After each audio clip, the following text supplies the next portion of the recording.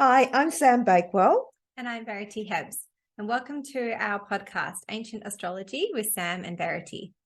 So, this is our first episode, and we wanted to introduce ourselves and let you know what this podcast will be about. And also, towards the end, we might give a sort of brief introduction to what you do, your sort of go to when you're looking at a birth chart, and how you apply your knowledge of ancient astrology to reading a birth chart as well. Beautiful. Okay, cool. So, to start with, Sam, you've studied astrology since 2009. That's and you've taught shortly after that. You started to teach astrology. Would you mind letting the viewers know and the listeners know sort of what led you to that? And what your background with astrology is, and what led you to it?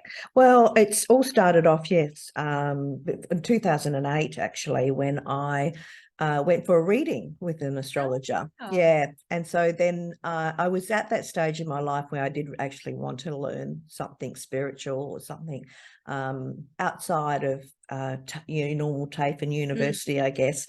So I asked her if she was doing any courses, and she said she was. So the following May in 2009, I started studying with this lady who was teaching Robert Zola's course. And within a couple of years after that, I just decided to do the Robert Zola's course myself, Wow. which is a medieval course. And that's pretty heavy duty course and teaches you a lot. He's an excellent teacher.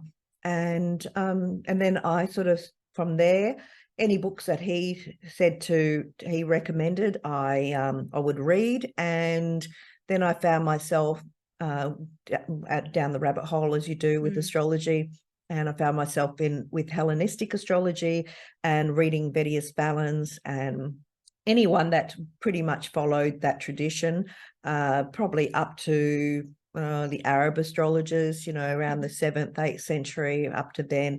And and then there was William Lilly, who also, in the Renaissance time, and I was fortunate enough to study that type of astrology as well, a bit of horary. So they all sort of incorporate. I just kept doing courses and learning through anybody that was teaching that type of astrology, like Ben Dykes, Chris Brennan, and the rest is history, basically. That's amazing. And then I ended up being a Hellenistic astrologer, really. But there's one, I normally will say traditional astrology, that's what I practice. However, most of it has come from the Hellenistic era, and there's just one, it's called the Fidaria, one technique that is, even though, the Arab astrologers will say they're ancients, and they'll refer to their ancients. So it probably does come from an earlier time. However, nobody seemed to,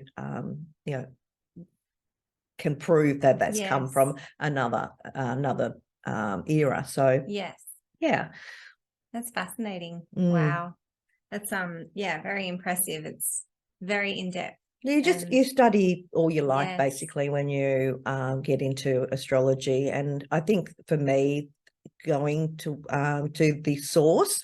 So, if somebody's quoting Vedic Valens, well, then I'm going to read all of whatever I can of Vedic Valens to know that I've got it from the horse's mouth, basically. It's not always easy reading those. It's very time consuming. And sort of the terms they use sometimes, or they can say something which is very sort of deep, like it's very involved, and they can say it in one sentence, and they might use different terms that aren't always used still today. So it takes quite a lot of I guess sort of a lot of effort to study that. That's very impressive. There's a lot of different translators, and they will use different words to mean the same thing. So, you find a translator that you like, and like James Holden, he's really good. Ben Dykes, those that are translating, and we live in a great era at the moment where, you know, a lot of these books are getting translated. So there's always this new information coming aboard as well. So Yes. yeah. Yeah, I agree. I think we're very, very fortunate Yeah. this time of information. Yeah. Mm. Oh, and so how did you get into this, Verity? How did you stumble on astrology? Yeah. I've just always been interested in astrology since a young child. I think growing up in the 90s to 2000s, we didn't have the access to information that we have now, in terms of like the internet. I didn't get the internet till 2000s. So I just would kind of take it where I could get it, kind of thing. So I would look at sun signs, horoscopes. I'd go to the library and get books out, buy books, but they weren't great. They were basically, you know, the basics, like elements, compatibility, but always just based on elements of your sun sign. Just very stereotypical kind of archetypal traits. But I would, just always, everyone I'd meet, I'd guess what star sign they were, like sun sign. I know, that was fun. I think a lot of us used to do that kind of thing. Yeah. And I would sometimes I'd get it right. Exactly. And I just found it so interesting. Yeah. And then once I knew someone's sun sign, I would always look at them and kind of be like, oh, they're doing that. That kind of lines up with that trait. And just, I think I like the symbolism of astrology. I was always very drawn to that. And I guess it's a way to understand people and yourself more. I've always been trying to understand myself, which is quite funny when you look at my chart. Yeah, you can learn a lot about yourself when you study astrology, whichever type of astrology, you know, they pretty much all start with learning about your characteristics, really. So, but when so I went a long time like that, just sort of relying on sun sign horoscopes and things like that. If I was feeling a little bit uneasy about things, I would sometimes look up what's going to happen to me, but it was only based on being my sun sign. And then one day I was at work at my old job, and I just saw online an article popped up. It was like, you know, your birth planets. And I was like, oh, birth planets, what's that? There's more than just sun sign.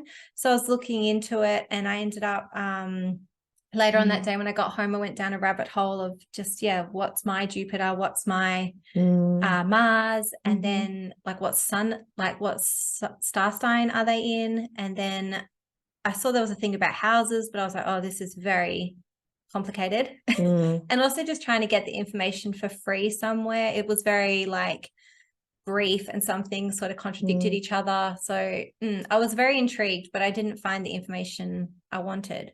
And then actually, funnily enough, a few weeks later, I was listening to a podcast and I was driving home, and the podcaster was talking about like a spiritual awakening she had, and she was saying how it was during her Saturn return.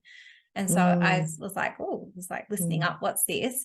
And she basically said, you know, it's from 27 and a half to 29, 30 years old, you'll experience it, and sort of like what had happened to her. And I was like, wow, this is, you know, so makes relevant. a lot of sense, doesn't it? And I was like, I feel like I'm that age. I must be going through mine, because I was going through a very, very hard time. You had major things happen in your life. Yeah. And so I like rushed home, and the first thing I did was like look up Saturn return calculator, and it said, yep, I was going through mine. I was like, wow, okay, that makes a lot of sense. So then a few weeks later, actually, I decided to change jobs, and I ended up getting a new job, and then I met you there. And it's just amazing, because you kind of were that final key to unlock a whole world of astrology, because I didn't know like the terms or how to find this information. I didn't know who these anything about these authors that you've mentioned and that you've studied, and these astrologers and that you've studied. So I think in the last year and a bit, it's all just kind of come flooding in. And it's funny, because it was during my Saturn return that kind of forged that path for me. That's something I've always wanted to do, but it wasn't until that kind of time in my life that it kind of all fell into place. Yeah, and once you start studying and realize how those houses connect to the Saturn, and then it just becomes this dialogue of information of how the Saturn return is going to manifest for you, Yeah. and becomes quite predictable, for anyone, for the native. Yes. And so then you get that next layer, it's like, oh, Yes. Saturn return, okay, but how can you predict that? Because Yes. that's what I do, is a Yes. predictive astrologer, so I'm Yeah. predicting what's going to happen. Yes.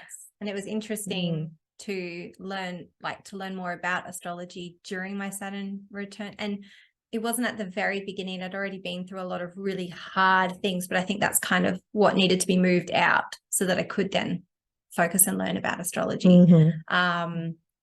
Yeah, so then I was sort of more near the end when I was able to really start learning more about astrology. And then, that was like the first time I looked at my birth chart, was when you had done it for me, and it actually like made sense. And we were able to go through what it means. So it was fascinating.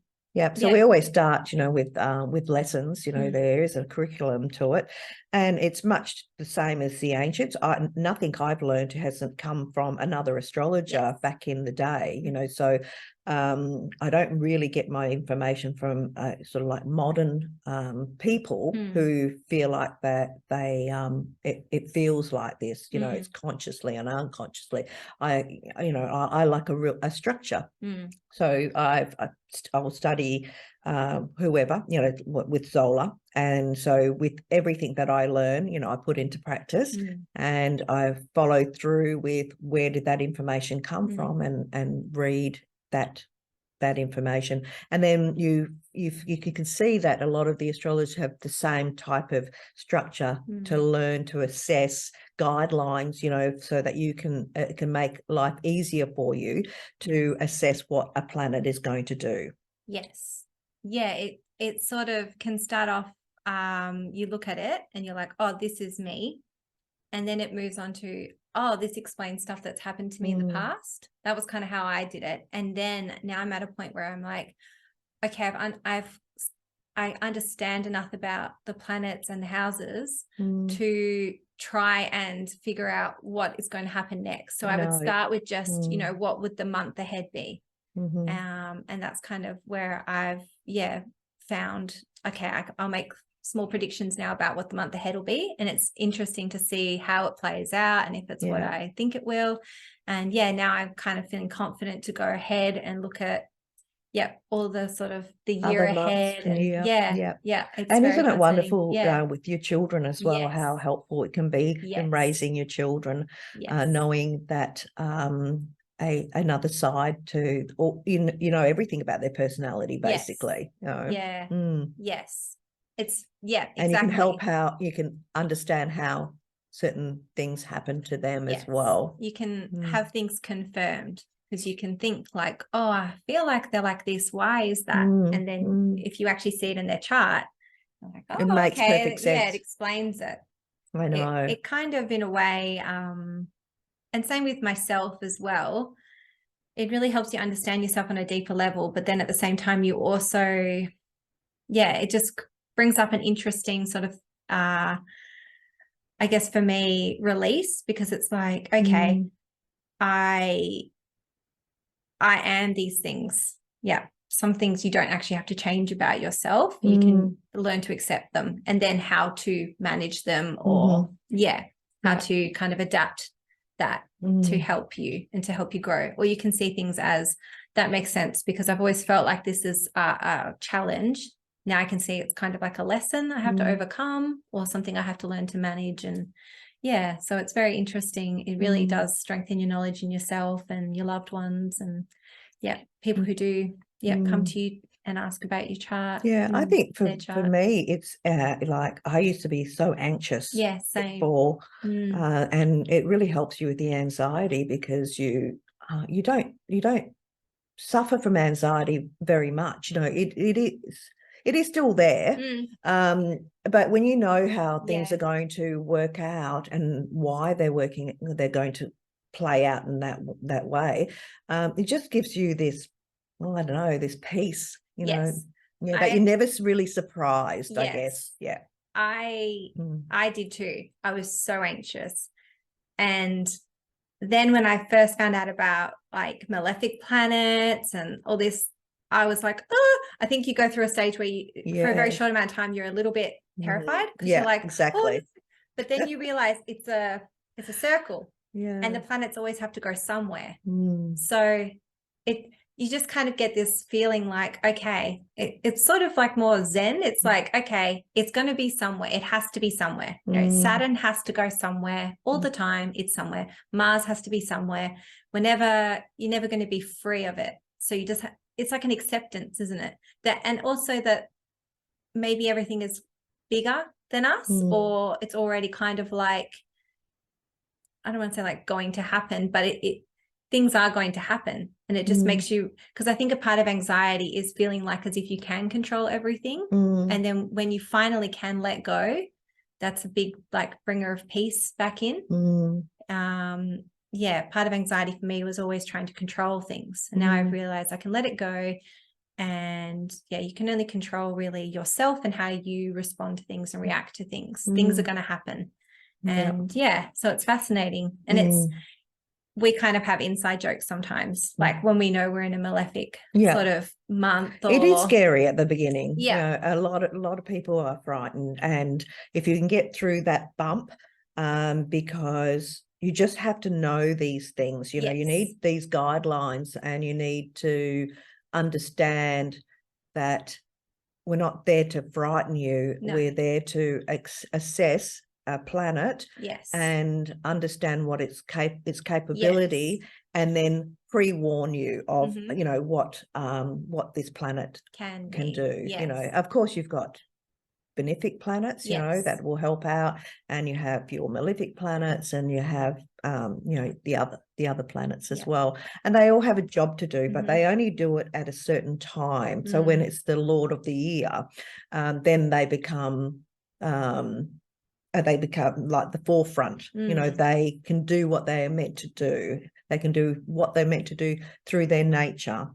So if they're modified with the sign, then they might not play out the way you want it to play out, you know. So that is our job as astrologers, to assess and see how that is going to play out, because there's a lot of people who will say they're going to do something and then they're not going to follow through with it. And so as an astrologer, you know, you need to know that as well about the person, you know, that they're you know, out of these 4 things that they want to, that they're ambitious to do, that they are likely not to get all of that done. And then there's people that, of course, you know, they're going to be high achievers. They're going to do all this stuff. So it really depends on a lot of things. And, you know, that's simply by assessing the planet through its planet, where it's placed, the sign that it's in, and through the aspects it makes as well. Yeah, that's a really good point. And I think coming from a place where you look back and you go, oh, okay, those hard things make sense because my planet was here, or I was going through this stage, and you can kind of line it up. Yeah, it sort of makes you realize that maybe there's sort of you know, maybe it wasn't just for nothing. Maybe there was a reason for it, you know, or a lesson to be learnt. And coming from someone who's had those sorts of things, I think most people have, but when when it hits hard and you're like, oh, like I can actually see that, it kind of, I think, makes you realize that we, you know, maybe we are meant to learn lessons from these malefic planets, maybe even though things can be so hard or painful sometimes, or come out of nowhere and disrupt our plans. It's to help us grow or learn something that we need to learn to achieve something else. Yeah. Well, it really is quite amazing, because I bought this house many years ago, and I didn't realize this house was set up for a class in time to come. So, you know, these are the other things where, you're learning, but sometimes things are already the stepping stone that you don't even realize. This house, you wouldn't have thought, oh, I'm going to teach astrology. No, and I would have a perfect sort of setup for it, you know, like the room isn't down the back. No, exactly. And then you've got everything you need in the next room, like for your like students to come and be comfortable. Exactly. Yeah, it's not. The whole house is set up Yes. so that people can drive in. There's lots of parking for them. Yeah, but all those sort of things, when you think about all the houses that you could have had, or I could have had when I was looking at a house, and I chose this house, you know. So it wasn't until I started teaching that I thought, wow, this was being set up all those years ago. Yes. And even, you could go back to like, why did I see that particular astrologer who, you know, learned from, was it Zoloft that she? Yeah, Zoloft, Robert Zoloft. So then that took you down that path. Exactly. Whereas if you had seen a different astrologer, I would have taken you on a different path. And, you know, like everyone has Mercury in their chart. Yes. So why didn't I go to I was Reiki? thinking of your, exactly. I was thinking of your Mercury. Why didn't I choose something numerology, you know, which I could have, you know, those sort of things are part of your choice, you know, but also exactly, you know, why was that teacher kind of presented there for me? And then, with your Mercury, it just kind of lit something up in you, like how much you can study and go into depth. Well, I was always a struggler. I was saying, we were talking about that before we started recording. I was a struggler at school and I didn't do well in English or mathematics, you know, so I found something that I could, that I was quite good at, you know, and I really understood it. It took a few lessons, you know, took that foundation, and then all of a sudden you think, okay, the penny's dropped. No, it's gone. Oh, yep, no, I've got it again. And then once you've got it and it sticks, you're just like, whoa, right, I'm on this path. And it was just so nice to do something that you felt like you were good at doing, you know, that and it wasn't like I had exams or anything. I mean, I eventually did do my exams, but at the beginning it wasn't about that. I just thought, well, if I learn one thing from each class, it's just better than not knowing anything. Right? And then I think the way you can apply it to actually help you in your life and help those that you love and know when you're starting out, that's kind of like the exam, you know, is seeing it play out and seeing it help people or it work. Well, you know, everybody was a guinea pig. Life. That's so. You look at them and be like, I wonder what house they're in this month. Why is that happening to them? I'm noticing this theme going on with this person. And then you'll do a quick little, I'll be like, so they're this month, they're this year. So I go, they're here. That's why. But I was fortunate. I was working for a company where I had a lot of spiritual sort of people. And also I had, I had all these people put their hands up, you know, every time I learned something. Open-minded. Who are willing to. So I mean, I would just say one thing. So I learned about elements, you know. So then I would say, oh, okay, you've got this element, you know, in your first house. So and then I just rattle that off, and that was it, you know. And then I'd go on to the next lesson, and I'd say, oh, okay, well, you've got this. So you know, you're cardinal, you know. And so it just became.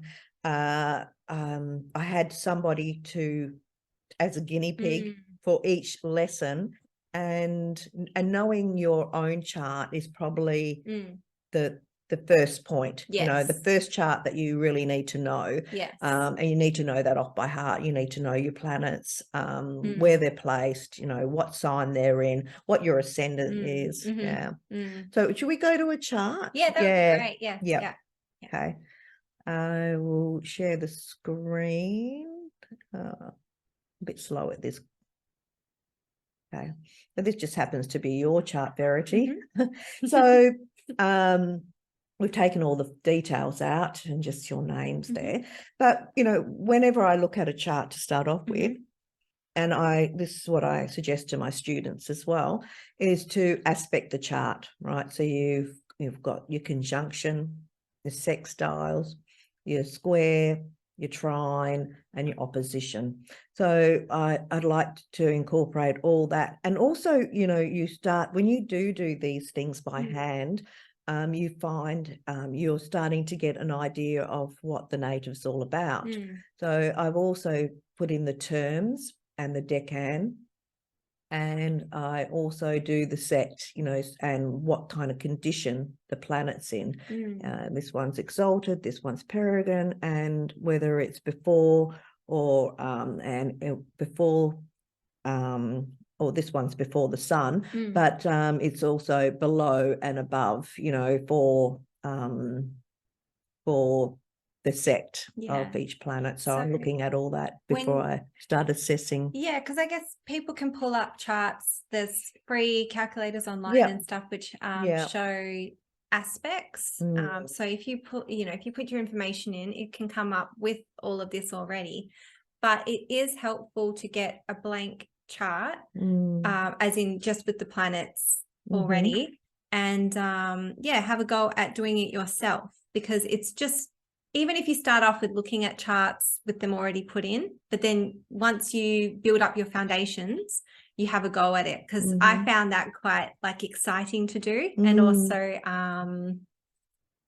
well, you like learn so much too Yes. about the person, so you're starting to already take notes in your head. So I like to do it myself and then have a look as well at like the what comes up automatically as well through those computer generated ones, just to make sure that and it feels good when you've got it correct. And but I found this really, really fun to do, especially starting out. It takes a long time to start off with, doesn't it? Because I think you're a bit really nervous, but this is 10 minutes now for me.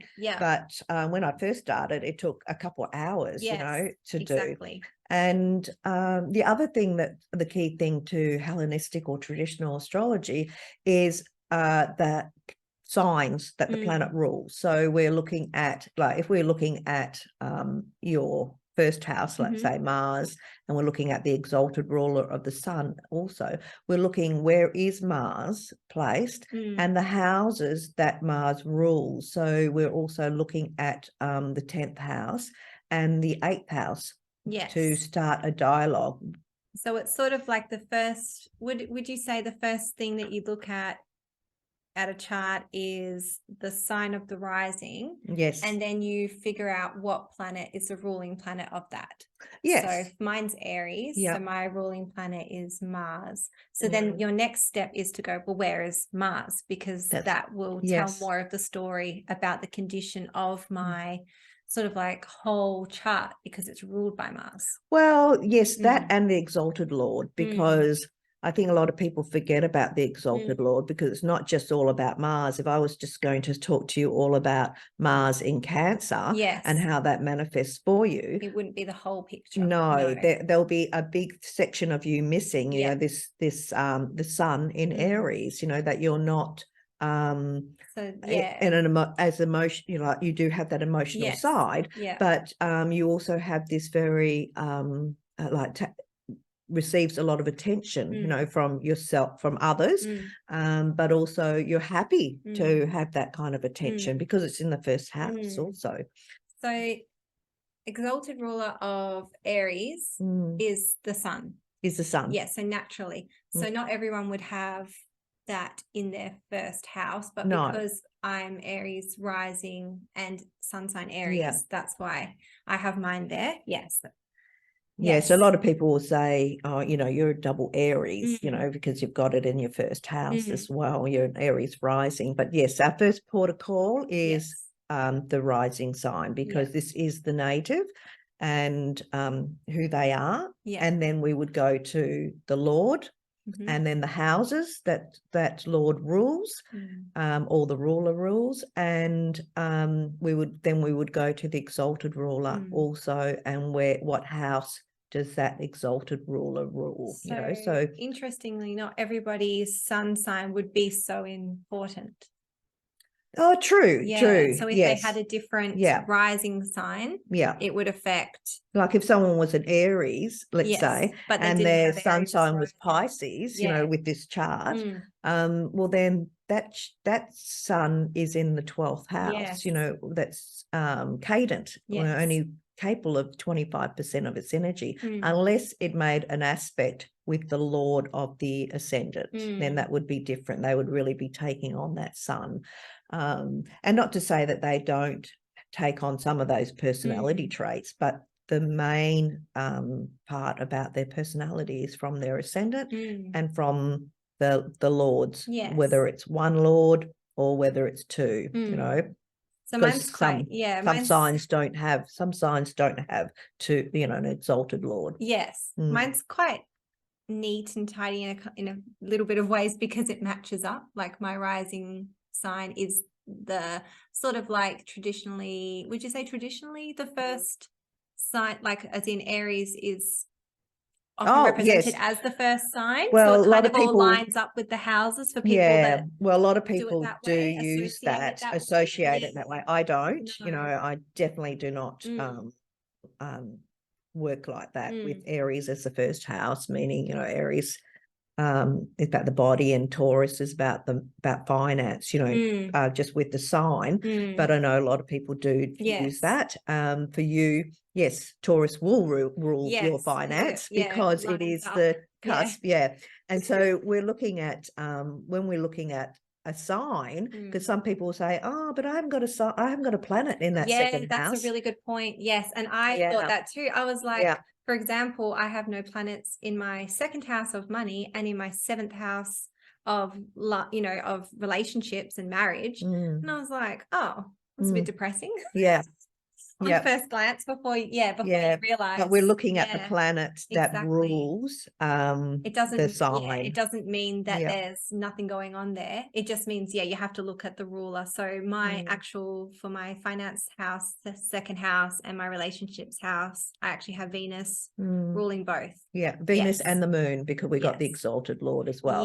And so we would also look at all Saturn, the other houses that are ruled by Venus. So we would have Libra, and also we would have Pisces as the exalted Lord of Venus also. So true.